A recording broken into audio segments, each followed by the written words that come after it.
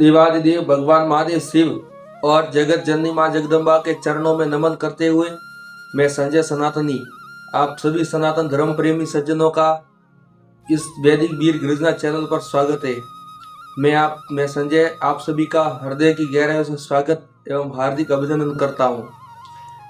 ज़्यादातर लोग मैं देख रहा हूँ हमारे चैनल पर जुड़ रहे हैं और वीडियो चालू करने के बाद 5-10 सेकंड देखने के बाद वो छोड़ देते हैं या उस वीडियो को नहीं देखते। मैं आप सभी से कहना चाहता हूँ, मेरे को इस YouTube बनाने के बाद या फिर पैसा कमाना या YouTube के ऊपर नाम कमाना या YouTube से फिर आगे बढ़ना, ये मेरा कोई उद्देश्य नहीं है। मेरा उद्देश्य है सनातन धर्म को बचाना और जितने भी हमारे धर्म प्रेमी सज्जन जो सनातन धर्म के लिए कार्य करना चाहते हैं उनके पास मेरी आवाज़ पहुंचना और जितने भी धर्म प्रेमी सज्जन काम करना चाहते हैं उन तक आवाज़ पहुंचना और उनसे बातचीत होना, ये मेरा लक्ष्य है। ना कि YouTube पर वीडियो बना के मुझे पैसा कमाना है या मैं कोई फालतू का बकवास कर रहा हूँ, ये मेरा कोई भी नहीं है, टारगेट नहीं है। मेरा जो लक्ष्य है वो हर गांव हर शहर के जितने भी हमारे युवा जो सनातन धर्म को बचाना चाहते, जिसके मन में ये आ गए कि हम लास्ट अंतिम पीढ़ी है सनातन धर्म की जो धर्म बचाना चाहते, या तो हम अपना धर्म बचा लेंगे या फिर हमारा अस्तित्व समाप्त हो जाएगा इस देश से। यदि हम अपना अस्तित्व बचाना चाहते हैं और अपने धर्म को बचाना चाहते हैं तो हम लोगों को आगे आना पड़ेगा। और जितने भी लोग आगे आना चाहते हैं मैं उनसे बात करना चाहता हूँ या उनसे मिलकर हम आगे कार्य करना चाहते हैं।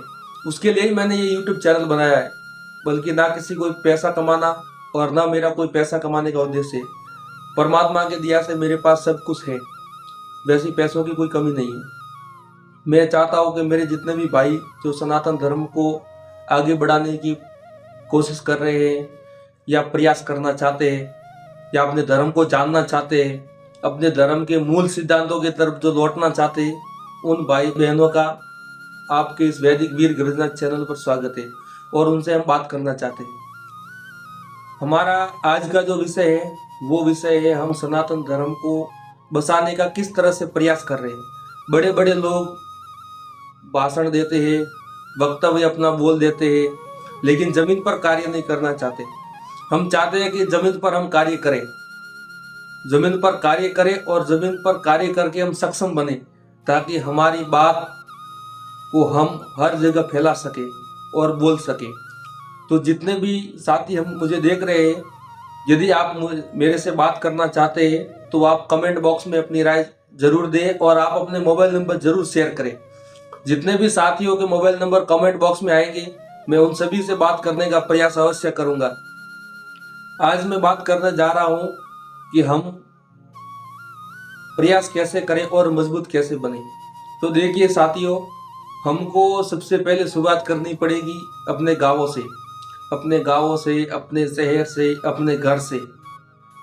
हमको ये शुरुआत करनी है कि हमारे गांव में जितने भी मंदिर है उन मंदिर के पास एक अखाड़ा बनाया जाए या ऐसी कोई जगह, जो भी छोटा मोटा गांव है वहां पर ऐसी जगह हम जगह की व्यवस्था करें जहां पर हम अखाड़ा खोल सके और अखाड़े के अंदर 30 वर्ष से लगाकर 40 वर्ष तक के युवक नौजवान हमारे वो उसमें आए और व्यायाम करना सीखे, दंड बैठक लगाना सीखे, प्राणायाम सीखे, योगाभ्यास करे और ब्रह्मचर्य का पालन करते हुए अपने शरीर को मजबूत बनाने का प्रयास करें। पहला कार्य तो हमें ये करना है और उसके लिए यदि आप मेरे से बात करेंगे तो मैं आपको इसके विषय में विस्तृत जानकारी दे दूंगा। और दूसरा हमारा प्रयास करना है जितने भी हमारे मंदिर है, मंदिरों के अंदर हम धर्म संवाद करें रविवार के दिन, और नहीं तो रोजाना करना चाहे तो रोजाना भी कर सकते। देखिए दिन में किसी के पास समय नहीं होता, सब काम धंधों में बिजी रहते हैं, अपने व्यवसाय में बिजी रहते हैं। तो व्यवसाय में व्यस्त होने के कारण कोई भी व्यक्ति दिन में आपके पास नहीं आ पाएगा। तो हम प्रयास करें कि रात में 8 बजे से लगाकर 10 बजे तक हम मंदिरों में बैठे।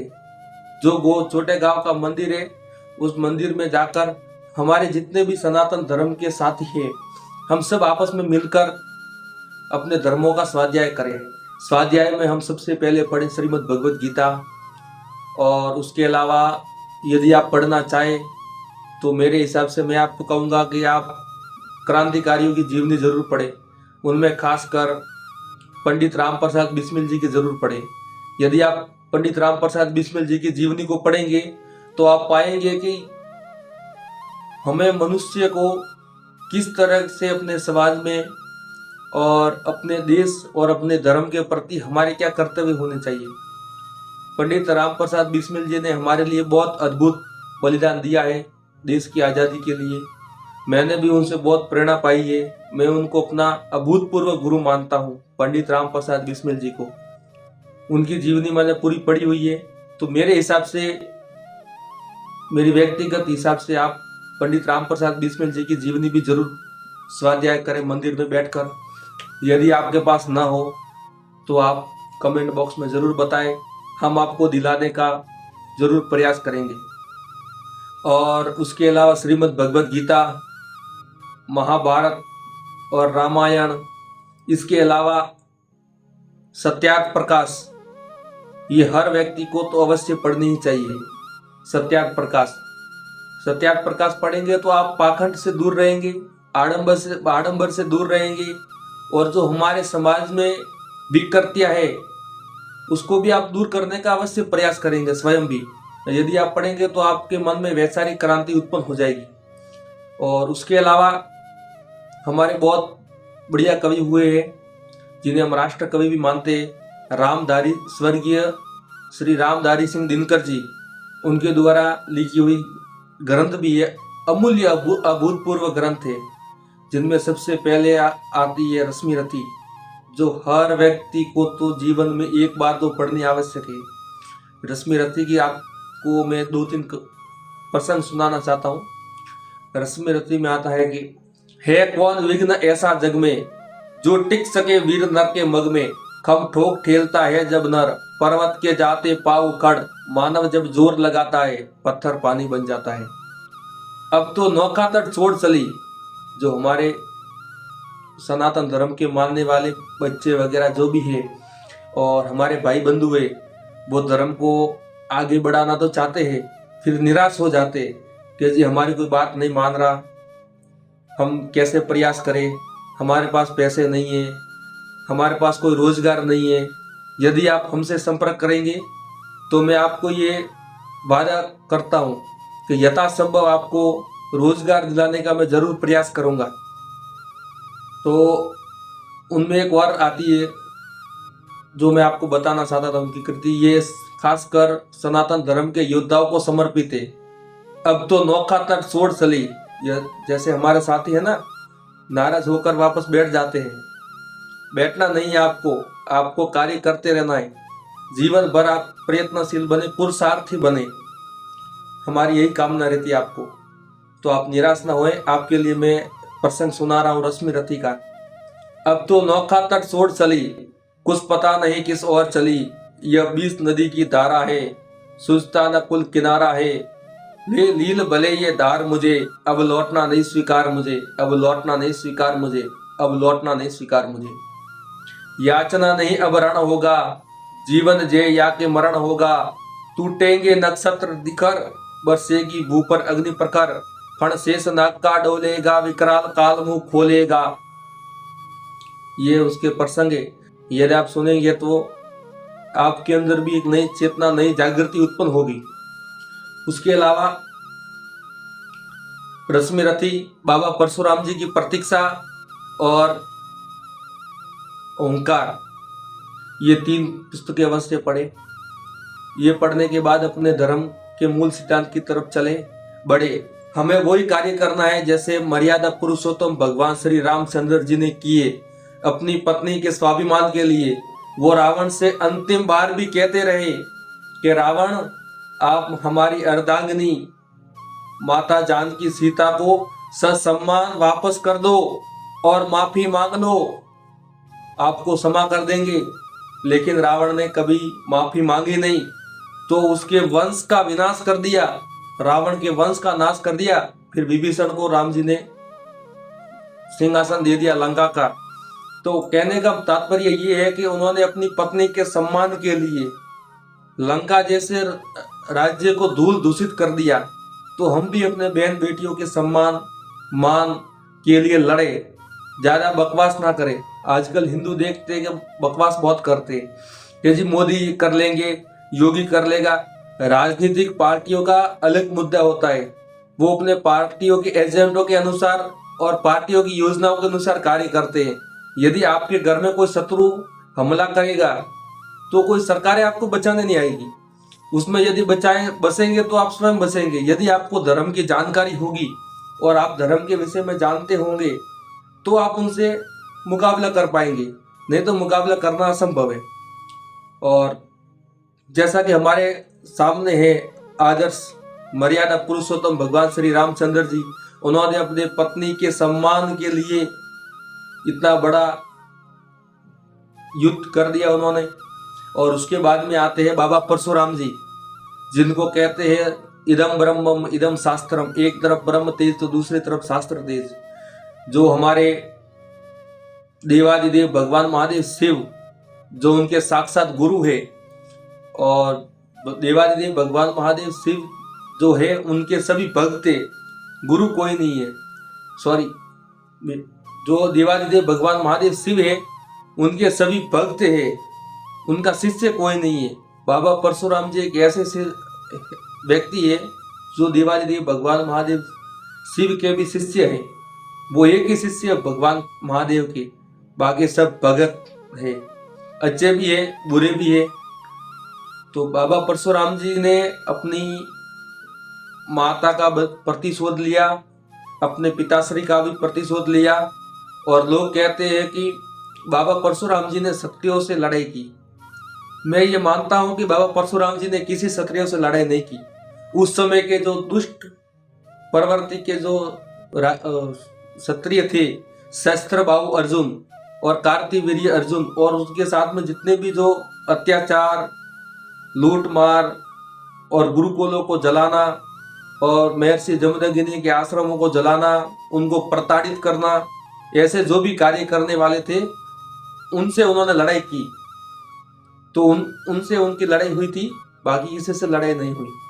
तो बाबा परशुराम जी ने अपने माता पिता के सम्मान का बदला लेने के लिए सहस्त्रबाहु अर्जुन के वंश का नाश कर दिया, उसके चारों बेटों का उन्होंने वध कर दिया, अपने सम्मान का बदला लेने के लिए, अपना प्रतिशोध लेने के लिए।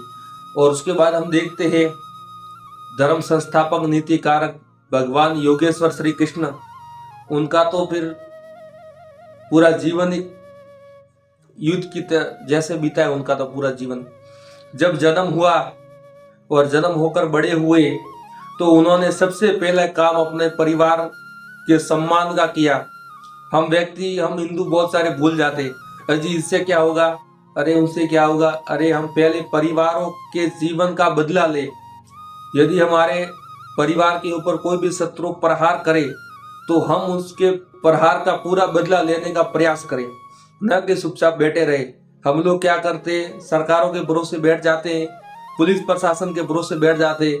हमारा आपस में तो कोई नेटवर्क होता नहीं है ताकि हम आपस में नेटवर्क लगाकर कुछ उसका शत्रु से मुकाबला करें, ऐसा तो हमारे पास नेटवर्क है नहीं। तो हम ये प्रयास करें कि हम अपने परिवार में ज़्यादा से ज़्यादा बच्चे पैदा करें। अगर हमको अपना अस्तित्व बचाना है तो निश्चित तौर पर हिंदुओं को ज़्यादा बच्चे पैदा करने चाहिए। मेरा तो ये मानना है कि जितने भी सनातन धर्म प्रेमी सज्जन है उनको ये ट्रेंड चलाना चाहिए। ट्रेंड ये चलाना चाहिए, मैं तो मेरे वो जो मन की बात है वो मैं बोल देता हूँ आपको। वैसे भी मैंने आपको पहले बोल दिया है कि इस चैनल से मेरे को पैसे कमाना या कुछ इनकम जोड़ लेना वो मेरा लक्ष्य तो है नहीं। मेरा इस YouTube चैनल के माध्यम से एक ही लक्ष्य है कि सनातन धर्म के विचार को आगे बढ़ाना, और जितने भी हमारे सनातन धर्म के युवा जो सनातन धर्म के लिए कार्य करना चाहते हैं उनसे बातचीत करना। बाकी मेरा कोई लक्ष्य नहीं है और न मेरी किसी से है दुश्मनी। तो ये ट्रेंड चलाना चाहिए। हिंदू जितने भी है, हिंदू हमारे सनातन धर्म प्रेमी सज्जन, उनको ये ट्रेंड चलाना चाहिए कि जगत जननी माँ जगदम्बा करे पुकार, हिंदुओं के घर में बेटे हो कम से कम 5। पहले हमारे हमारे पिताजी भी 5 भाई थे। हमारे दादाजी भी 6-7 भाई हुआ करते थे। और हमारे दादाजी के भी परदादा कम से कम 7 भाई 8 भाई ऐसे हुआ करते थे। और हमारे पिताजी भी 5 भाई थे। और अभी अभी के जो लोग हैं वो एक बच्चे पैदा करते हैं। तो इस बीमारी को हमें बचना है। एक बच्चा पैदा करना इसका मतलब है हम अपने बच्चों का विनाश अपनी आंखों के सामने देखना चाहते हैं। एक बच्चा और एक बेटा और एक बेटी पैदा करने वाले माँ बाप को तो हम नागिन की तरफ देखते हैं। जो नाग और नागिन अपने बच्चों को खा जाते हैं, वैसे वो माता पिता है जिनका एक बेटा और एक बेटी है, वो अपने बेटों को नागिन की तरह खा जाएंगे। यदि उनका एक बेटा और एक बेटी, बेटा होगा तो आप करोगे क्या? एक बेटा तो होता है केचुए की तरह। यदि आप उसको बारिश में बाहर रखोगे तो वो टूट जाएगा, धूप में रखोगे तो सूख जाएगा, और पैरों के नीचे आ गया तो कुचला जाएगा। इसके लिए आप एक एक बच्चा पैदा ना करें। यदि आपको शारीरिक समस्या है, कोई बच्चे पैदा नहीं कर सकते हैं, उनकी कोई स्वास्थ्य समस्या है, तो वो एक बात अलग है। ये तो जितने भी स्वस्थ और हट्टे गट्टे नौजवान हैं उनसे हमारा यही निवेदन है कि वो कम से कम 4 से 5 बेटे अवश्य पैदा करें। और यदि बात आती खिलाने पिलाने की, हम लोग बात करने का प्रयास करते हैं लोगों से कि आपके घर में 4-5 लड़के होने चाहिए। देखो, लड़कियों का हम विरोध नहीं करते हैं। लड़कियां यदि आपके घर में 5 होगी, 8 होगी, 12 होगी या 15 भी होगी ना, तो भी बेटियों की गिनती आपके परिवार में नहीं गिनी जाती है। यदि आपके घर में 8 कन्या है, 8 लड़कियां है, और यदि आपके घर में 2 बेटे हैं तो वो 2 बेटों को गिनेंगे कि आपके घर में 2 बेटे हैं, क्योंकि लड़कियां तो अपने अपने घर चली जाएगी शादी करने के बाद। जो आपके वंश को आगे बढ़ाएंगे वो आपके बेटे बढ़ाएंगे। तो आपके घर में 4-5 बेटे होने चाहिए, ये हम प्रयास करें बिल्कुल। और नेताओं के भरोसे ना बैठे। आजकल हिंदू लोग बहुत नेताओं के भरोसे पर बैठे हुए। हम नेताओं के भरोसे पर ना बैठे, हम व्यक्तिगत कुछ कार्य करने का प्रयास करें। इसके अलावा रोजगार की बात है तो आज हर कोई सनातन धर्म के मानने वाले नौजवान युवा अपने आप को कोई भी छोटा मोटा कार्य करने के लिए शर्म या ग्लानि महसूस कर रहे हैं। तो मैं आप सभी से कहना चाहता हूं कि आप कोई भी कार्य करने के लिए शर्म या ग्लानि महसूस ना करें। जो भी आपको कार्य मिले, जैसा भी कार्य मिले, आपको कर लेना चाहिए। आजकल लोग मुसलमानों को बहुत लड़ रहे हैं कि जी मुसलमान आगे बढ़ गए, मुसलमान करोड़पति हो गए, मुसलमान जमीनें खरीद रहे हैं, मुसलमान मकान खरीद रहे हैं। तो हम दूसरों की तरफ उंगली क्यों उठाएं? हम मुसलमानों को क्यों देख रहे हैं कि वो आगे बढ़ रहे? वो करेंगे ही। उनके घर में 4-5 लड़के हैं, 4-5 लड़के मेहनत कर रहे हैं, डेली एक आदमी उनके अंदर मेहनत करके कमा रहे हैं। अब लोहे का काम मुसलमान कर रहे हैं, ऑटो रिपेयरिंग में पूरे मैकेनिक मुसलमान हैं, और घरों में पूरा रिपेयरिंग करने का कार्य मुसलमान करते हैं, घर बनाने का, लाइट फिटिंग का, हर कार्य करते, मेहनत करते। तो मेहनत करेंगे तो सही बात है कि पैसे तो कमाएंगे। यदि आप भी मेहनत करोगे तो आप भी पैसे कमाओगे। और वो काम जल्दी भी करते हैं और मेहनत भी करते हैं। और उनके घर में 4 लड़के होंगे, यदि एक लड़का भी डेली का 1000 रुपये तो आराम से कमा लेता है। Bike repairing, car repairing, iron का काम, सब्जी बेचने का काम, ये छोटे मोटे धंधों में बहुत मुनाफा होता है, इसमें बेनिफिट बहुत होता है। यदि कोई भी लड़का फ्रूट की लारी लगाएगा तो शाम तक वो आराम से 1000 रुपये कमा लेगा। और यदि रिपेयरिंग का भी कार्य करता, मिस्त्री भी है, मैकेनिक है, तो वो भी आराम से 1000-1500 रुपये डेली कमाएगा। अब काम करेंगे तो कमाएंगे ही। और 4 लड़के तो डेली 1000 रुपये कमाएंगे तो डेली 4000 रुपये आएंगे, तो वो तो आगे बढ़ेंगे ही। उसमें तो कोई गलत बात तो है नहीं। हम दूसरों की तरफ उंगली उठाने से अच्छा है हम खुद की तरफ ध्यान दें। यदि हमारे भी 4 लड़के होंगे और वो भी मेहनत करेंगे तो वो भी आगे बढ़ेंगे, और आगे बढ़ेंगे तो बढ़िया बात है। हिंदू आजकल क्या है, काम करना चाहता नहीं है। आज मैकेनिक की दुकान में काम करने का बोले तो लोग बोलते हैं कि मैकेनिक की दुकान में हम काम नहीं करेंगे। और यदि काम कोई कर भी लेंगे तो इतना साफ सफाई से काम नहीं करेंगे जितना काम मुसलमान करते हैं। हम लोग तो देखते हैं, हमारे क्षेत्र में भी देखते हैं, हम मुसलमानों के पास गाड़ी वगैरह कभी कभार रिपेयरिंग करवाने जाते तो हमें पता है, बहुत साफ सुथरा काम करते हैं वो।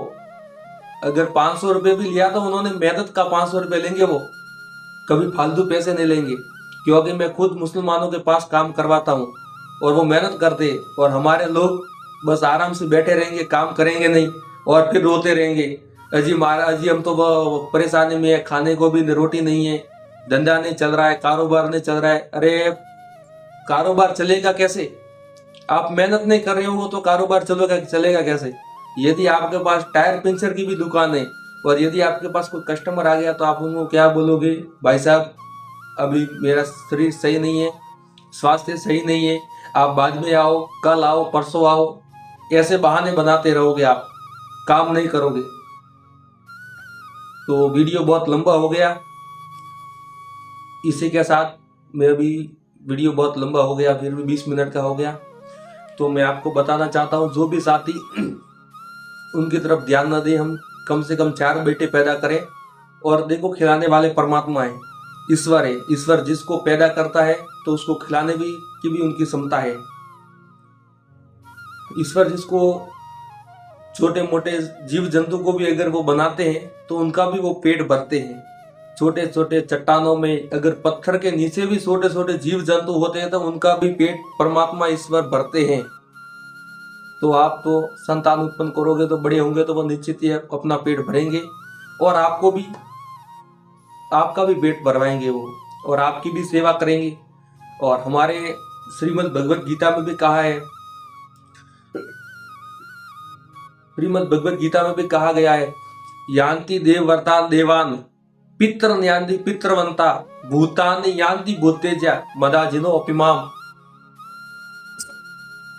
जो भूतों की पूजा करेंगे वो भूतों की गति को प्राप्त होंगे, और जो मेरी पूजा करेंगे वो मेरी शरण में आएंगे, और जो परमात्मा की पूजा करेंगे वो मोक्ष को प्राप्त होंगे। यदि हम परमात्मा की पूजा करेंगे तो निश्चित ही हम मोक्ष की तरफ जाएंगे, उन्नति की तरफ जाएंगे। तो हम अब उन्नति की तरफ बढ़े, हम पीछे ना रहे, उन्नति की तरफ जाए और हम अपने धर्म को जाने। हर घर में ऐसा कोई मनहूस बेटा नहीं होना चाहिए किसी के घर में जिसका कोई अपना सगा माँ या भाई ना हो। हम मुसलमानों की तरफ ज्यादा उंगली ना उठाकर अपने ऊपर ध्यान दें। आजकल लोग कहते हैं जी मुसलमान ऐसे हो गए, मुसलमान ऐसे हो गए। मुसलमानों को न देखें, पहले हम अपने धर्म को जाने। अपना धर्म क्या कहता है? अपना धर्म यही कहता है, वीर भोगे वसुंधरा। जो वीर होंगे वो वसुंधरा पे राज करेंगे। और रोजगार आप नौकरी के चक्कर में घूमते रहते हो। सॉरी, आप नौकरी के चक्कर में ना घूमे, छोटा मोटा खुद का बिजनेस करें और आगे बढ़े। इसी के साथ हम अपनी बात को यही समाप्त करते हैं। तो जल्दी मिलेंगे आपसे अगले वीडियो में। तब तक के लिए हर हर महादेव, हर हर महादेव, हर हर महादेव।